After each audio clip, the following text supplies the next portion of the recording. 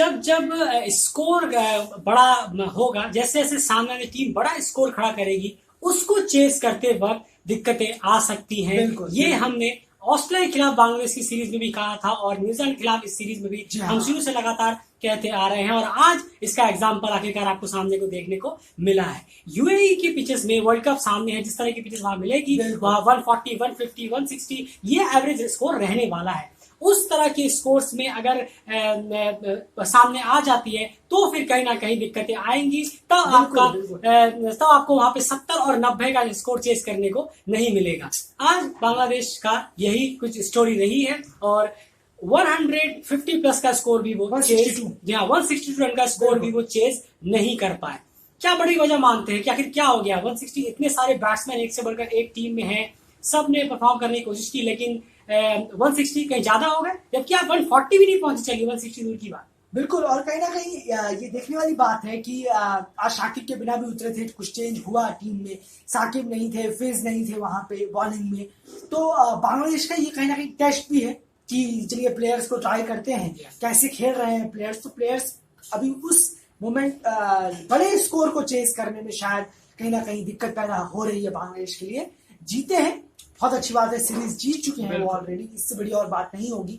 पर सामने एक बहुत ही बड़ा एक टूर्नामेंट आ रहा है, जिसको देखते हुए अगर बड़ा स्कोर, जैसे कि आपने कहा कि बड़े स्कोर में कहीं ना कहीं जो बांग्लादेश की जो टीम है वो थोड़ी बहुत लड़खड़ा रही है। जी हाँ, और आज अगर बैटिंग की बात करें तो टॉप 3 का क्या हाल रहा है बांग्लादेश की तरफ से? बिल्कुल, टॉप 3 का बहुत ही खराब परफॉर्मेंस रहा है। अगर हम बात करें नईम की तो यही एक लड़के हैं जिसमें दम नजर आ रहा है। लगातार अच्छा कर रहा है। मुझे उम्मीद भी है कि वर्ल्ड कप में इनसे एक अच्छी 70-80 रन की एक पारी की उम्मीद कर सकता हूं मैं इनसे। वो ऐसे प्लेयर है, पर लिप्टन दास को आपने मौका दिए जा रहे हैं, क्यों दे रहे हैं मुझे समझ से परे है। सौम्य सरकार को आज यहाँ मौका दिया गया, शायद ट्राई करने के लिए कुछ नया, कुछ अलग। उसके बाद महमूदुल्लाह है, अफीफ हुसैन को ऊपर ट्राई किया गया, मुशफिकुर रहीम। पर टॉप 3 जो आप कह रहे हैं वो उम्मीद के मुताबिक खरे। रहीम का क्या हाल है? नहीं, रहीम बहुत ही खराब, रहीम बहुत ही खराब चल रहे हैं। 3 रन बना के आउट हो गए। मैंने कहा ना आपसे, माइंड कहीं और है। ये मानने वाली बात होगी कि माइंड कहीं और है, बस प्रेजेंस खाली मौजूद है पर माइंड कहीं और है। जी हाँ, वरना रहीम के बल्ले से इस तरह की खामोशी की उम्मीद बिल्कुल नहीं की जा सकती। इसलिए हम उनके बारे में कुछ कह भी नहीं सकते कि नहीं खराब खेल रहे, ऐसा भी नहीं, बिल्कुल नहीं है। कुछ तो माइंड में जरूर चल रहा है उनकी, जिस वजह से वो परफॉर्मेंस निकल के नहीं आ रहा है, वरना वो काफी बड़े प्लेयर है बांग्लादेश टीम के लिए। चलिए बात कर लेते हैं न्यूजीलैंड की बॉलिंग परफॉर्मेंस के बारे में। बहुत अच्छी बॉलिंग हुई है, न्यूजीलैंड की बॉलिंग बहुत अच्छी हुई है, कंट्रोलेबल। बैटिंग की बात करें। बिल्कुल, बैटिंग की अगर बात करें तो यहाँ पे लैथम और फिल एलन की वजह से ये स्कोर देखने को मिला है। स्टार्टिंग में ही उन्होंने फायरी स्टार्ट दे दिया फिल एलन ने, और उसके बाद लैथम ने इसे कम नहीं होने दिया। सबसे अच्छी बात है, अगर वहां पे लैथम भी प्रेशर में आ जाते तो ये प्रेशर मुस्तफिजुर लाते हैं टीम में। जब वो 4 ओवर में 13 रन, 9 रन या 12-15 रन देते हैं अपने कटर या स्लोअर कटर से, यहाँ पे आज वो थे नहीं, तो कहीं ना कहीं इसका शरीफुल इस्लाम थोड़ा सा बेनिफिट नहीं ले पाए, उनका एक्सपीरियंस नहीं है इतना, तो कहीं ना कहीं आज धुनाई हुई है उनकी भी। लैथम ने भी की और फिल एलन ने भी थोड़ा सा उनकी खबर दी है। 4 ओवर में 48 रन, 2 विकेट, काफी बिजी डे रहा है उनके लिए आज, काफी हेवी डे रहा है। पहले ओवर में ही उन्होंने 19 रन खर्च कर दिए थे अपने, उसके बाद उन्होंने वापसी करी, 2 विकेट निकाले, दोनों ही ओपनर्स को चलता किया, लेकिन उसके बाद लास्ट के 2 ओवर फिर से निराशाजनक उनकी बॉलिंग रही है। ओवरऑल 162 रन का टारगेट चेस करना था बांग्लादेश को, इतना भी इजी नहीं था इस पिच पे। 160 एक अच्छा स्कोर है, लेकिन जहां तक मुझे ख्याल है, अफीफ हुसैन और महमूदुल्लाह जब तक थे क्रीज में, बांग्लादेश मैच में ऑन था। जैसे ही महमूदुल्लाह का विकेट गिरा, फिर उसके बाद थोड़ी सी भी उम्मीद नहीं रही कि नहीं अब ये नहीं हो सकता। उसका रीजन बहुत इंपॉर्टेंट है। 46 पे 4 थे जब आपने कहा महमूदुल्लाह आए, अफीफ हुसैन आए, पार्टनरशिप हुई, फिर 109 पे गिरा 5वां विकेट। तो यही वो एक टर्निंग पॉइंट की कोशिश थी, और कहीं ना कहीं अच्छे भी जा रहे थे, लेकिन जैसे ही महमूदुल्लाह का विकेट गिरा तो अफीफ हुसैन अकेले पड़ गए और वहां से किसी ने साथ नहीं दिया।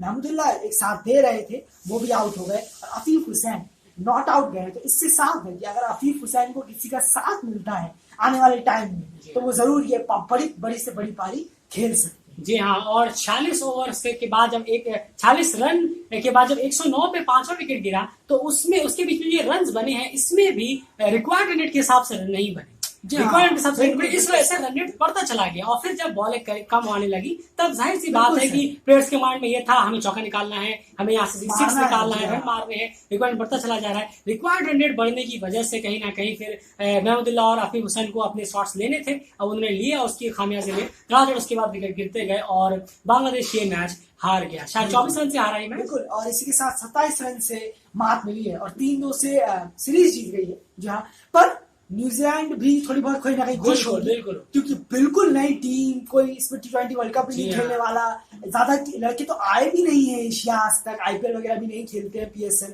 कुछ भी नहीं, लेकिन फिर भी आए हैं, 2 मैच जीत के गए हैं यहाँ से ये नई टीम, तो वाकई में वो भी खुश होंगे, इतने दुखी नहीं होंगे जैसे ऑस्ट्रेलिया हो गया। और कहीं ना कहीं इसका मतलब ये नहीं है कि हम बांग्लादेश से कुछ भी छीन सकते हैं। जबरदस्त उनकी परफॉर्मेंस रही है, भले न्यूजीलैंड की टीम नहीं हो, लेकिन आखिर इंटरनेशनल मैच है, 3-2 से सीरीज बांग्लादेश ने जीती है। लगातार दूसरी सीरीज उनकी पिछले 1 महीने के अंदर पहले ऑस्ट्रेलिया को हराया और फिर न्यूजीलैंड को। लेकिन अगर आप न्यूजीलैंड के पर्सपेक्टिव से देखेंगे तो न्यूजीलैंड के जो यंग प्लेयर्स हैं जिन्होंने कभी एशिया में खेला ही नहीं है, रेयरली 1 या 2 प्लेयर शायद खेला हो, वो टीम आके यहाँ पर 3-2 कर रही है, कम से कम 5 में से 2 मैच वो जीत के जा रही है। काफी अच्छा परफॉर्मेंस उन्होंने किया है। खैर देखने वाली बात होगी कि आगे ये टीम और किस तरह से न्यूजीलैंड की जो मेन टीम है उसमें ये लोग अपनी जगह बना पाते हैं। कुछ और करना चाहिए। मेरा एक सवाल यहाँ पे मैं आपसे पूछना चाहूंगा और मैं चाहूंगा इसका जवाब मुझे, मैं चाहूंगा कहीं आप ये तो नहीं देख रहे कि रहीम को वर्ल्ड कप में किसी मैच में बैठना पड़ेगा? क्या आपको लगता है ऐसा हो सकता है अगर रहीम को हम देखें किसी मैच में बैठता हुआ?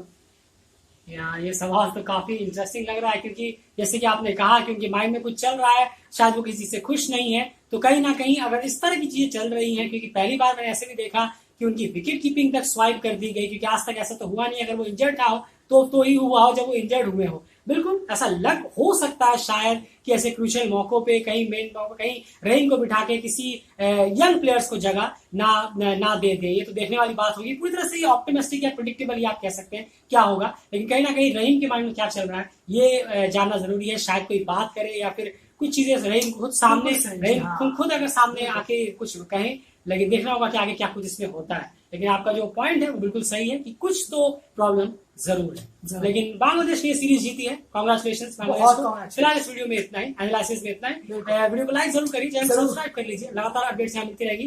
काफी क्रिकेट चल रही है इस वक्त, सारी क्रिकेट की अपडेट्स आपको कम्युनिटी टैब में मिलेगी, इसलिए सब्सक्राइब जरूर कर लीजिए चैनल, वहाँ पे लगातार अपडेट सारी मिलती रहेगी, अप टू डेट होगी। हम आपके लिए 12 देर तक लगातार कंटिन्यू जगह हुए ताकि आपको क्रिकेट अपडेट लगातार मिलती है। बस एक छोटी सी बात ज्यादा बोलूंगा कि बांग्लादेश के पास यंग लड़के बहुत ही अच्छे आए हैं, बहुत सही आए हैं। बांग्लादेश यंग टैलेंट के मामले में जब से बांग्लादेश प्रीमियर लीग शुरू हुआ है, ये उसकी खोज है, जो थोड़े बहुत नए लड़के हमें दिख रहे हैं, बहुत अच्छा कर रहे हैं। जी हाँ, किसी करता है वर्ल्ड कप।